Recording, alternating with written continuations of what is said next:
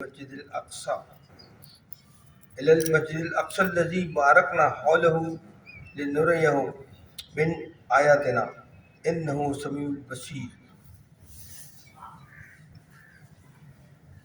وہ ذات پاک ہے جو ایک رات اپنے بندے کو مسجد الحرام یعنی خانہ کعبہ سے مسجد اقصی یعنی بیت المقدس تک جس کے گردا گرد ہم نے برکتیں رکھی ہیں لے گیا تاکہ ہم اسے اپنی قدرت کی نشانیاں دکھائیں، بے شک وہ سننے والا اور دیکھنے والا ہے۔ کیا فرمایا اللہ تعالیٰ نے؟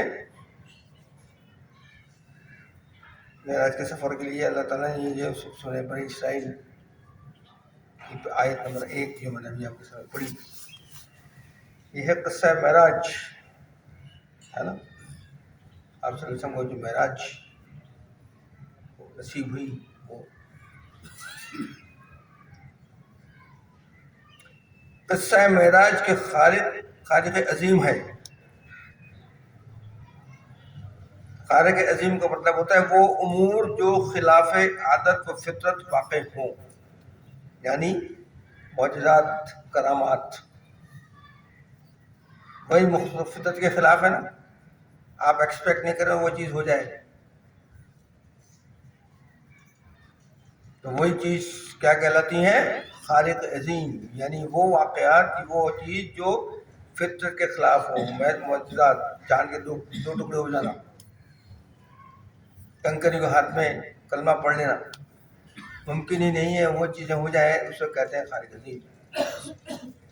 ابتدا کی گئی جو کہ تنزیہ الہی، تنزیہ الہی سے مطلب ہوتا ہے اللہ تعالیٰ کو ہر قسم کے نقص، عیب اور مخلوق سے مشابہت سے پاک اور بلند قرار دینا۔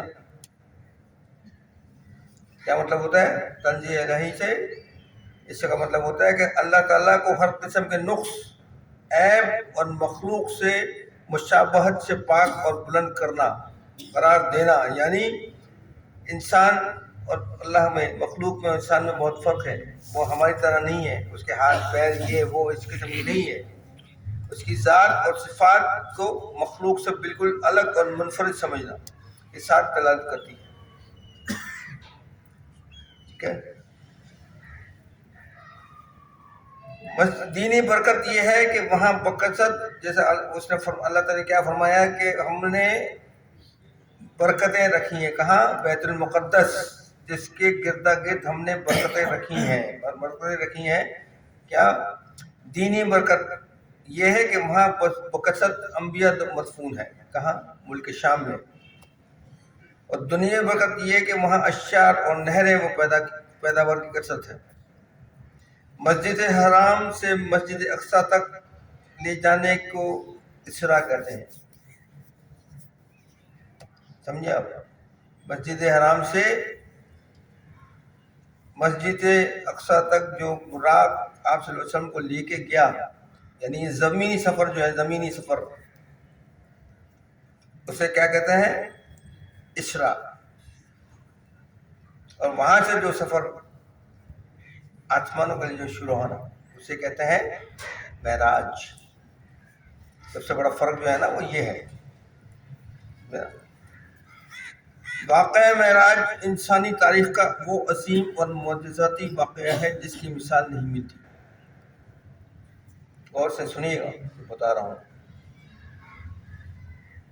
واقعہ معراج انسانی تاریخ کا وہ عظیم اور معجزاتی واقعہ ہے جس کی مثال نہیں ملتی۔ اس کا ذکر قرآن و حدیث دونوں میں ہے، یعنی یہ وہ واقعہ ہے جو اب کبھی پیش آ ہی نہیں سکتا۔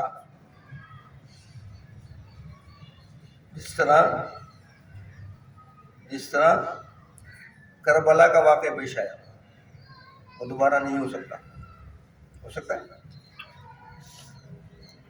ہو سکتا ہے؟ نہیں ہو سکتا نا؟ تو اسی طرح معراج کا واقعہ بھی نہیں ہو سکتا، اور ایسے بہت سارے واقعات ہیں جو دوبارہ ہو نہیں سکتے۔ مثال کے طور پر حضرت رفاعی کا واقعہ، دست مبارک کا، وہ ہو نہیں سکتا۔ لاکھ بولو نا کہ یوں بھی تھا اور انہوں نے بھی ہوا ہے، ان کے ساتھ بھی ہوا ہے، ان کے ساتھ بھی ہوا ہے، ہو ہی نہیں سکتا جی، جو ایک وہ چیز واقعہ، وہی چیز مطلب ہے معراج، مطلب وہ چیز جو پاسبل ہی نہیں ہے۔ مکہ سے مسجد اقصی یعنی شام تک سفر کم سے کم 15 دن کا ہے، اونٹ کے اوپر اس زمانے میں۔ آج کی بات نہیں کر رہا ہوں، آج وہ زمانے کی بات کر رہا ہوں، اس زمانے میں چیزیں تھی نہیں تو اس وقت بتانا، سمجھے نا؟ تو وہی کہ یہ ایسا معجزہ عظیم واقعہ ہے کہ اس کی مثال نہیں مل سکتی آج تک کبھی، اس کے علاوہ یہ کبھی وہاں کا ہو نہیں سکتا۔ اس کا ذکر قرآن و حدیث دونوں میں ہے۔ یہ واقعہ نبوت کے 11ویں سال 27 مرجب یعنی ہجرت سے 1 سال پہلے رات کو پیش آیا۔ ہجرت جب کی اس سے 11ویں سال 12ویں سال ہجرت ہو گئی۔ پہلے سال جس وقت یہ واقعہ پیش آیا اس وقت آپ ہجرت نہیں کی تھی، آپ مکہ میں ہی تھے، مدینے میں نہیں تھے، مدینے میں ہجرت نہیں کی تھی، 1 سال پہلے واقعہ پھیلا، ٹھیک ہے نا؟ یہ وہ وقت تھا جب آپ صلی اللہ علیہ وسلم اپنی زندگی کے مشکل ترین دور سے گزر رہے تھے۔ آپ صلی اللہ علیہ وسلم کو تسلی اور ہمت دینے کے لیے اللہ تعالیٰ نے آپ صلی اللہ علیہ وسلم کو عرش پر مدعو کیا۔ ایسے میں بات اس لیے پیش آیا یہ واقعہ، بہت ہی مشکل ٹائم تھا، آپ صلی اللہ علیہ وسلم بے انتہا پریشان تھے، کوئی چیز سمجھ نہیں آ رہی تھی کہ کس طرح ہوگا، کیا ہوگا۔ اللہ تعالیٰ نے آپ کو زمین سے عرش پر بلا کر مدعو کیا تاکہ آپ کو تسلی بھی دے اور آپ کو پتہ ہے کہ کیا کیا ہونے والا ہے، فکر نہیں آپ کو۔ آپ صلی اللہ علیہ وسلم کے سفر کے پہلی منزل جس وقت یہ سفر شروع ہوا، رات کو حضرت جبرائیل علیہ السلام آپ کو دیکھ کے آئے، براق پہ لے کے گئے کہاں؟ بیت المقدس۔ تو جب سفر شروع ہوا تو اس کو سنے آپ غور سے سنے۔ آپ صلی اللہ علیہ وسلم کے سفر کی پہلی منزل مدینہ تھی، جہاں آپ صلی اللہ علیہ وسلم نے نماز پڑھی۔ آپ صلی اللہ علیہ وسلم نہیں معلوم تھا کہ مدینہ ہے، ابھی ہجرت نہیں کی ہے نا، تو پتہ نہیں تھا اس وقت میں، اس کا نام بھی یثرب تھا، مدینہ ضروری تھا نا، نام تھا حضور صلی اللہ علیہ وسلم جانے کے بعد مدینہ نام ہوا ہے۔ یثرب مانے بیماروں کا محلہ، بیماروں کا گاؤں۔ یثرب میں یثرب اس کو اس لیے بولتے تھے کہ وہ سب بیماروں کا گاؤں تھا، وہاں جو بھی جاتا وہ بیمار ہی رہتے تھے، وہاں کے سارے جتنے رہنے والے تھے۔ یہ تو بعد میں جب آپ صلی اللہ علیہ وسلم نے ہجرت کی اس کے بعد تمام چیزیں تبدیل ہوئیں۔ تو کیا پہلی منزل کون سی تھی؟ مدینہ شریف، جہاں آپ نے نماز پڑھی اور جبریل علیہ السلام نے آپ کو وہاں یہ اطلاع دی یا بتایا کہ یہ مقام، یہ وہ مقام ہے جہاں آپ صلی اللہ علیہ وسلم ہجرت کر کے آئیں گے۔ دوسری منزل طور سینا تھی، جہاں اللہ تعالیٰ حضرت موسیٰ علیہ السلام سے ہم کلام ہوا تھا، وہ جگہ بھی دکھا دی گئی ہے، یہاں اللہ تعالیٰ حضرت موسیٰ سے ہم کلام ہوا تھا۔ تیسری منزل بیت اللحم تھی، کون سی؟ بیت اللحم، جہاں حضرت عیسیٰ علیہ السلام پیدا ہوئے۔ اور چوتھی منزل بیت المقدس، جہاں براق کا سفر ختم ہوا۔ اس راستے کے درمیان کیا ہوا یہ بھی بتا دوں میں آپ کو، یعنی مکہ سے لے کر بیت المقدس تک جو سفر تھا اس میں آپ سے سمجھا، یہ تو جو بات ہوئی وہ تو ہوئی، لیکن اس کے علاوہ بھی کچھ واقعات پیش آئے۔ جب آپ سفر کہاں سے مدینے سے چلے اور اس طرف جا رہے تھے کیا نام بیت المقدس، تو راستے میں کیا کیا واقعات پیش، یہ بھی بتاؤں آپ کو کہ اس سفر کے دوران ایک جگہ کسی نے پکارا ادھر آؤ، آپ صلی اللہ علیہ وسلم نے توجہ نہیں فرمائی۔ جبرائیل علیہ السلام نے بتایا کہ یہ یہودیت کی طرف بلا رہا تھا،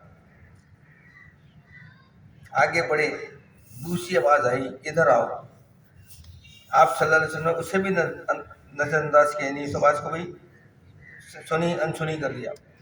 جبرائیل علیہ السلام نے بتایا کہ یہ عیسائیت کا داعی تھا، یہ عیسائیت کی دعوت دے رہا تھا۔ پھر ایک بہت ہی خوبصورت بنی سنوری عورت نظر آئی، اس نے آپ صلی اللہ علیہ وسلم کو اپنی طرف بلانے کی کوشش کی یا بلایا. آپ صلی اللہ علیہ وسلم نے اس کی طرف سے بھی نظر پھیر لی. جبرائیل علیہ السلام نے کہا کہ یہ دنیا تھی. خوبصورت ہے نا, کتنی خوبصورت. آپ ہم اور آپ تو اس میں ہی کھوئے ہوئے ہیں نا بھائی. ہے لگی فکر ہے, کسی اور چیز کی فکر ہے, دنیا کی فکر لگی ہوئی نا.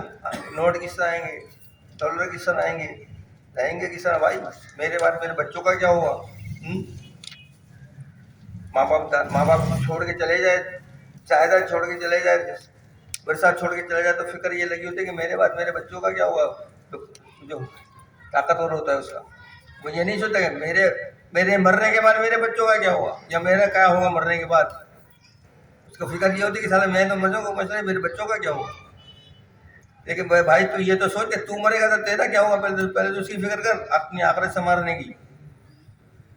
تو یہ دنیا تو خوبصورت تھی نا, بنی سوری. یہاں بھی آج بھی بنی سوری گھوم رہی ہے نا, ہر جگہ لائٹیں عجیب عجیب. اب یہ بار 31 نیو ایئر ڈے کیا کیسا سجا ہے, اور جو لوگ مستی میں گھوم رہے ہیں. تو وہ دنیا تھی. کیا فرمایا جبرائیل علیہ السلام نے, کیا فرمایا کہ یہ دنیا تھی. پھر ایک بوڑھی عورت سامنے آئی. جبرائیل علیہ السلام نے کہا کہ دنیا کہا کہ آپ سے فرمایا کہ دنیا کی عمر کا اندازہ اس کی عمر سے کر لیجیے. بوڑھی عورت سامنے آئی تو آپ نے کیا فرمایا جبرائیل علیہ السلام نے, آپ سے سمجھا کہ یہ جو ہے نا, اس عورت کی عمر دیکھ لیں اور دنیا کی عمر دیکھ لیں, اندازہ کر لیں کہ کتنی دنیا ہے. وہ پہلے بنی سمری آئی تھی نا, وہ بوڑھی دکھا دی اس کو اللہ میں نے, پھر اس کو بوڑھا کر کے دکھا دیا تو یہ عمر ہے. لیکن ہمارے بعد دنیا کے بعد, دنیا سے جب آپ جاؤ گے وہاں اوپر جانے کے بعد, وہاں کوئی بوڑھاپا کچھ نہیں ہے. وہاں تو آپ 14 سال کی نظر آؤ گے. تو وہی بتا دیا. پھر ایک شخص ملا جس نے آپ صلی اللہ علیہ وسلم کو اپنی طرف متوجہ کرنا چاہا, مگر آپ صلی اللہ علیہ وسلم نے اس کی طرف بھی کوئی توجہ نہ کی اور آگے بڑھ گیا. جبرائیل علیہ السلام نے بتایا کہ یہ شیطان تھا جو راستے سے آپ کو ہٹانا چاہ رہا تھا. یہ میں بہت شارٹ کر کے بتا رہا ہوں آپ کو, اس لیے کہ بہت لمبا قصہ ہے اور بہت سارے واقعات ہیں, لیکن یہ کچھ اہم جو نظر آئی میں آپ کو بتا رہا ہوں, اس لیے بتا رہا ہوں شارٹ کر کے, سمجھے نا. ورنہ اس میں بہت ساری چیزیں اور بہت ساری چیزیں ہیں. بہرحال بیت المقدس پہنچ کر آپ صلی اللہ علیہ وسلم برق سے اتر گئے اور اسے ایک جگہ باندھ دیا جہاں تمام انبیاء اپنے جانور باندھا کرتے تھے. اس کے بعد آپ ہیکل سلیمان میں داخل ہوئے اور تمام انبیاء کی امامت کی جو پہلے سے ہی وہاں موجود تھے.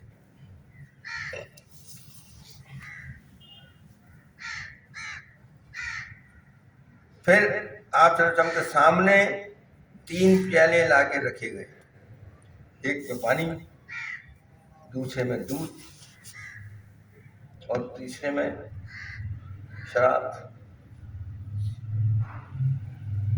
آپ صلی اللہ علیہ وسلم نے دودھ کا پیالہ اٹھا لیا. جبرائیل علیہ السلام نے مبارکباد دی کہ آپ صلی اللہ علیہ وسلم فطرت کی راہ پا گئے. کس کا پیالہ اٹھایا؟ دودھ کا. اور فطرت کے اوپر آپ کی زندگی جو دنیا جو ہے فطرت کے اوپر بنے گی, اور دنیا پہ آپ کی امت فطرت کے اوپر ساری چیزیں چلیں گی. ہاں, اور شراب کا پیالہ اٹھایا اپنی سنی بیٹھے ہوتے ساتھی. ہاں, یہ سب اللہ تعالیٰ کا ہے. اس کے بعد ایک سیڑھی آپ صلی اللہ علیہ وسلم کے سامنے پیش کی گئی اور جبرائیل علیہ السلام آپ صلی اللہ علیہ وسلم کا ہاتھ پکڑ کر اس سیڑھی کے ذریعے آسمان کی طرف لے گیا. لوگوں کے شہر میں شاید یہ ہوتا ہے نا کہ براق کے ذریعے وہاں پہنچا آسمان پر. براق کا نہیں, براق کا زمینی سفر تھا, صرف مکہ سے بیت المقدس. بیت المقدس سے اندر جب وہاں نمازات کروائی گئی تو وہاں سے پھر ایک سیڑھی لگائی گئی جس کو پکڑ کے آپ پکڑے آپ سے کیا نکلے. حضرت جبرائیل علیہ السلام آپ کو آسمان کی طرف لے گئے. پہلے آسمان پر پہنچے, دروازہ تھا بند. पहले आसमान पर जब पहुंचे तो दरवाजा था बंद। जिब्राइल सर ने नॉक किया, कौन है? अंदर से बात बोले जिब्राइल, मैं जिब्राइल हूँ। तो फरमाया तुम्हारे साथ कौन है? कह रहे मेरे साथ हज़रत मोहम्मद रसूल। और उनको बुलाया गया है? नहीं, उनको बाकायदा बुलाया गया, तब दरवाज़ा खुला। ऐसे नहीं चले जाएंगे जो मतलब हाथ पकड़ के ले जाएंगे जन्नत में, दामन पकड़ के चले जाएंगे, ऐसा जाने का नहीं है। आज सारी जितना पहले पूछा जाएगा कि हो कौन, कहाँ से आए हो, बुलाए गए हो, तब जाओगे।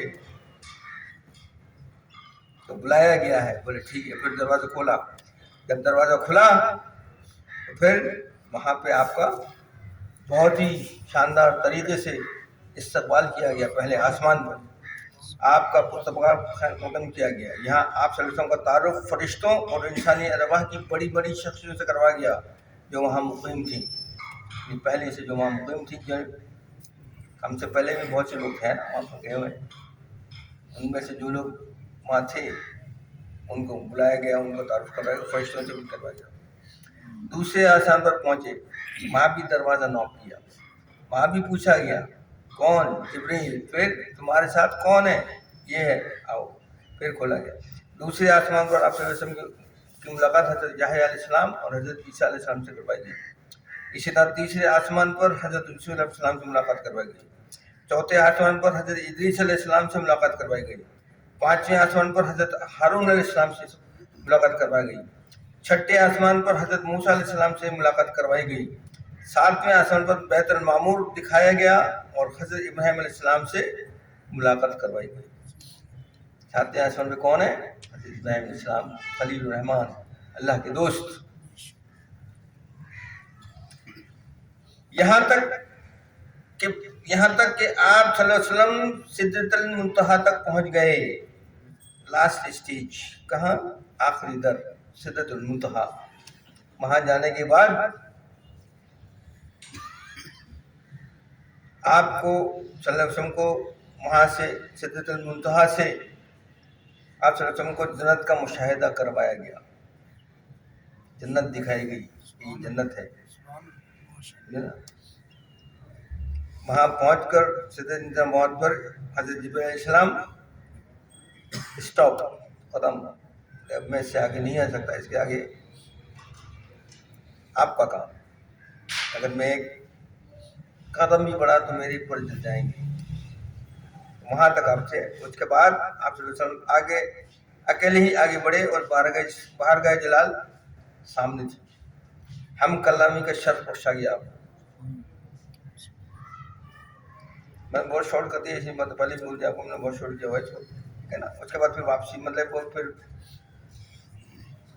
दोज़ख दिखाई गई। दोज़ख में क्या था, किस तरह के लोग थे, कैसे लोग थे, क्या थे, कुछ जल रहे थे, कुछ बोल रहे थे, कुछ अपने सर को पीट रहे थे, कुछ फलान, वो तमाम स्टोरी तो मेरे ख्याल आप लोगों को शायद सुनी हुई आप लोगों ने। मौलवी लोग अक्सर वो दोहराते रहते हैं इनकी किस्म की चीज़ें, तो वो आपने सुनी, तो इसीलिए पूरा शॉर्ट कर दिया। इसी तरह जन्नत में क्या क्या था वो तमाम चीज़ें उन्हें, तो इसलिए उसको शॉर्ट कर दिया मैंने। लेकिन अब मैं यहाँ से वापसी की बात करता हूँ। तो वापसी पर हज़रत मूसा अलैहिस्सलाम से मुलाकात हुई। किससे?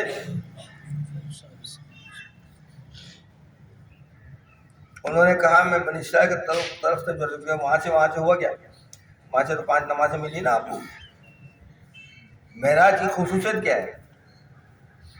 मेराज की खुसूसियत यह है कि आप सल्लल्लाहु अलैहि वसल्लम जब मेराज पर गए तो वहाँ से मुसलमानों के लिए 3 चीज़ें लेके आए ना। क्या लाए? नमाजें, 1 नंबर नमाज है ना। दूसरा सूरह बकर की आखिरी 2 आयत, ये जो पढ़ते हैं ना, कौन सी?